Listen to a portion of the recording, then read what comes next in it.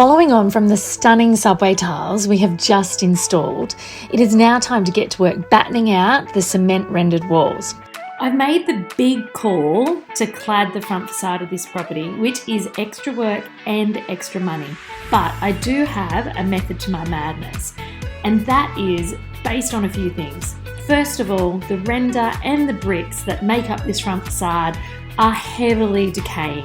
So, by cladding it, it allows me a couple of things. First one is it allows me to run the services that I need, so the air conditioning for the front rooms and the power for some of the lighting between the rendered surface and the cladding, because I'm battening it out on top of the wall. Now it's time to bring in the beautiful cladding. This is a Balmoral cladding from Cementel, and I've gone with it as it fits flawlessly in with the heritage nature of the suburb, whilst adding a slight contemporary twist.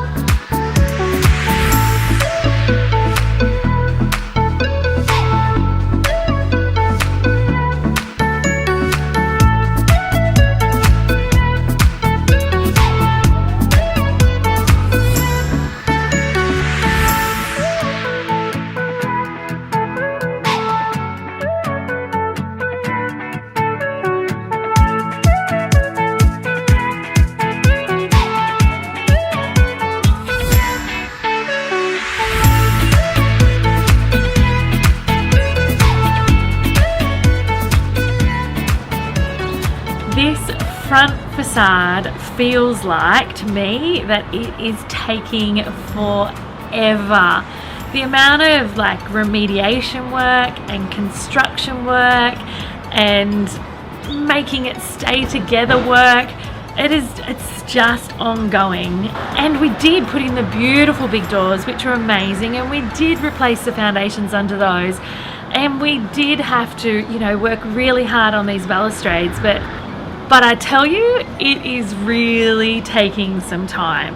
The good news is we now have a roof above us. It is lined. We have some lining. We have some guttering that is connected, which is a bonus. But the things to go, it is endless. We have tiling to finish. We have floor tiling, screen door, painting, footpath, balustrades. The list goes on. With the newly installed cladding, which looks so amazing, it's time for us to rewind a few weeks to a talk I had with painter Dan from Newie Paint Crew. Front two rooms are done, and it's now time to talk outside. I'm obviously continuing with my favourite colour in the world, which is your brand colour and my brand colour. Yeah. Oh my god, that's so cool. Okay, so I think that the front doors are enough of a statement on their own. Yeah, absolutely. So we're going to continue the Miss Universe out onto the doors. Yep. Clean, crisp, elegant. Need to be conscious it's a heritage suburb. Mm-hmm. So Miss Universe is fitting too to that. Miss Universe is very fitting for this suburb, area, isn't it? Yeah. Not because of me, guys. Or Dan. Or me. No Miss Universes. No. All right. What I'm wanting to do though, for the external walls, it's a bit cool, hey? Yeah. It's so it is a blue, but can tell I didn't take that long enough. It is a blue, but I think it's got a bit of a muted grey in it as well. Yeah, it's certainly got some grey in there. It has, hey. Yeah, you see it too. Yeah. Got to give it a bit of a stir up, but that's definitely grey. I like it. Because I didn't want to go full on navy, because well, we both know what happens with really dark colours on houses. That's right. Is it true? I heard a rumour. I've seen it a few times, but to most builders, I know that a lot of the times when I've spec'd a colour, if it's too dark on a door, they void the warranty of the door. Yeah, they do, because certain tints, certain colours aren't specified for outside. Yep. So they had a lot of sun exposed to them. They can turn quite quickly, and they can there you go. That way. So they will void the warranty on the door itself as well for protection. Really? Yeah. Because I was looking at like navy, like this navy for the front of the house. Yep. And I know on my last warehouse I painted it black. Yep. I'll never paint a house black ever again. Ever. Okay, so that's what I'm thinking for. At the moment, we're still making decisions on clad or render, depending on council. I'm voting clad. That's for the doors and the trims. And then this one for the front door. bit of fun. Yep. Bit of fun. I'm excited. Well, it is a blue, let's face it. We can't go too far away. But it's punchy. It's good. It's a bit fun. It's fun. That's the word. It is fun, isn't it? Very fun. It's a fun blue. But let's see if I can balance this without dropping them. Okay, you open yours because your colour is the internal colour of that door. Right. And this one is the internal colour of this door. Oh, it's nice and soft too. I like it. So the idea, even though we're going to have some fun, if at any point anyone opens up their French doors, no one's going to want to vomit. Yep. If they're on the outside. Which is always good. Which is always positive. Yeah. So hopefully they're all singing the same tune. I think they are singing the same tune. Perfect. Absolutely.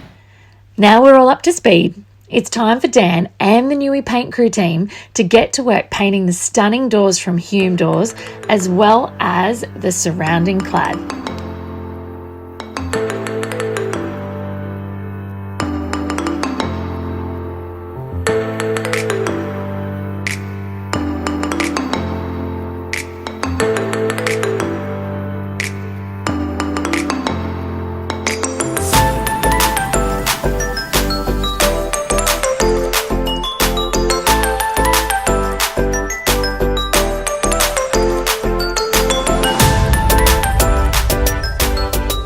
Ferris Building team are back on deck to install the balustrade. For this, I've chosen a simple picketed balustrade with very little detail, just a simple top and bottom rail. And it fits right in to this front facade, which has a lot of heroes, so I'm quite okay with the balustrade being very understated.